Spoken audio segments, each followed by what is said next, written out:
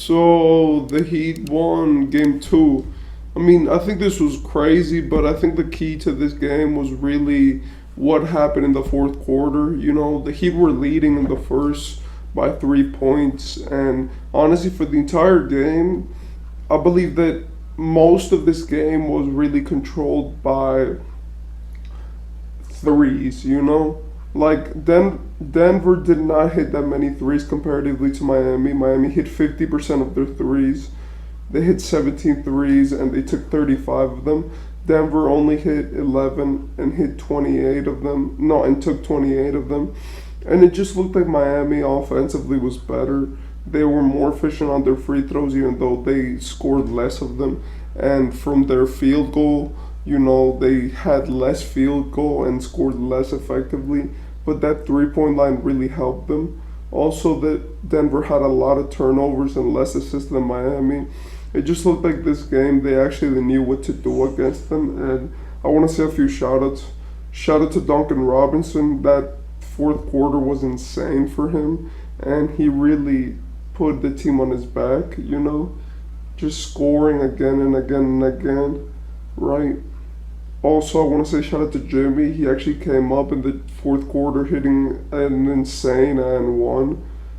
But I want to say that the biggest thing in this game was that Miami never gave up. You could tell that they were always trying to get the win, and in the fourth quarter, everything worked for them. They got 36 points in the fourth quarter to Denver's 25, and that only resulted in a 3 point win.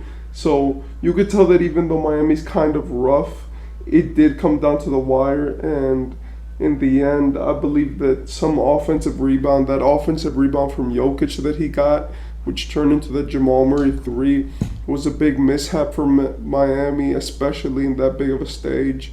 And I believe that I like that they won this game. They looked more motivated. They looked like they actually needed to win. And I just want to say shout out to some players. Shout out to Jimmy for that huge bucket, huge three in the fourth quarter. Shout out to Bam Adebayo, who in my opinion was the most impactful as he hit those two free throws to basically seal the game for Miami. Shout out to Max Strus for hitting 40% from three. Gabe Vincent hit 4 of 6 from three and 8 for 12 from the field, which is insane. And in my opinion, obviously, who came up clutches in this game was Duncan Robinson. I believe that this team just put on an absolute clinic on Denver. They were extremely efficient and they got it done to the highest degree when it came to scoring and playing defense on them. I believe that it's great that they did it in Denver because honestly, Denver's a very tough crowd, and as the Heat, you only get 3 road games, which could easily swing the series for you. So taking one in their home and tying up the series is great, especially after you didn't get game one. So the next step for the Heat or for Denver, it's to go in Miami and to beat them. Like Miami's a tough crowd, but let's face it, Denver could go in there and beat them if they just have a better game. Like Denver's really poised and they know how to deal with tough crowds. Like they face Phoenix, Minnesota, and Minnesota's pretty tough. And they've also faced the Lakers, and the Lakers are extremely tough as a crowd. So in my opinion, they do have that experience with worse and much tougher crowds. But in the end, it all comes down to what can Miami do to win the next games. Denver is very much about making switches. They did it with Phoenix, where they started basically what their whole game plan was deactivate every role player and let Kevin Durant and Devin Booker win the game, which was a great game plan because they couldn't outscore Denver, they couldn't outclutch Denver, and 2 guys cannot win you a series, right? Then with Minnesota, it was basically just play smart basketball, bully them in the paint, actually try to get them to bite, because Minnesota's not a very complete team. So it was just like play good basketball and they'll bite on that.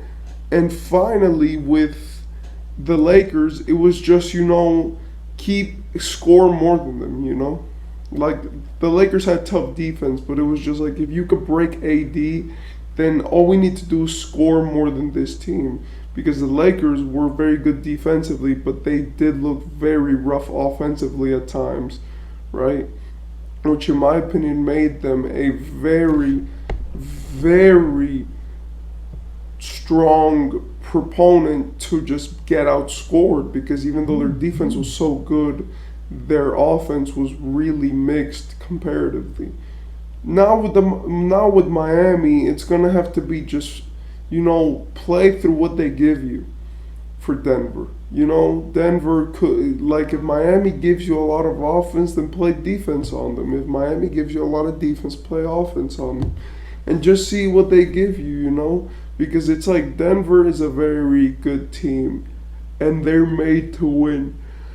But Miami is obviously, I don't think they're gonna, give up so easily. And especially, I don't know if you're waiting for it, but there's gonna be probably a Jimmy Butler game, which is coming soon. I believe that Jimmy this game actually was good comparatively. I believe that he's been playing badly, but I do believe that actually willing his team to the win, getting buckets when they matter, and passing the ball is something very good that he did. I like the defense that they played on Jokic this game. It was very good compared to what they did before. And I do want to say shout out to some players from the Nuggets. Jokic scored 41 points. I don't think you could stop this guy. Like, I seriously don't see how. I think the entire playoffs, he just gets whatever he wants, however he wants. And I think that if he keeps going like this, then teams are going to have to build complex defensive sets just to guard him in the playoffs. Because it's like, how are you going to guard a guy who would just body your best big man and then make the right pass? Jamal Murray played well, honestly. Let's face it, it wasn't that good of a game, but we don't expect him to be this phenomenal player every game. Like, people barely expected him to be a positive in the playoffs, and now they're expecting him to be a superstar. In my opinion, that's false and that shouldn't happen. But I do believe that the only problem where he lacked in was efficiency. Aaron Gordon had a good game. He was kind of tame, and I believe that the best player in terms of like getting them on a run was Christian Braun. I believe that there was a point where he had a lot of points and he actually helped them. He made that tough layup, and that was very good for them. And I believe that this series is going to be interesting. Is this just one game where they have to win it just so they don't get swept, or is this going to be an actual important game for the series? Is Miami actually a contender? I don't believe that Miami is. I'm a Miami fan. I want them to win the championship. And I know that sometimes it may not sound like it, but I'm just kind of realistic. Let's face it, we got to be realistic when talking about this. Miami's probably not going to win this series, even though I hope they do.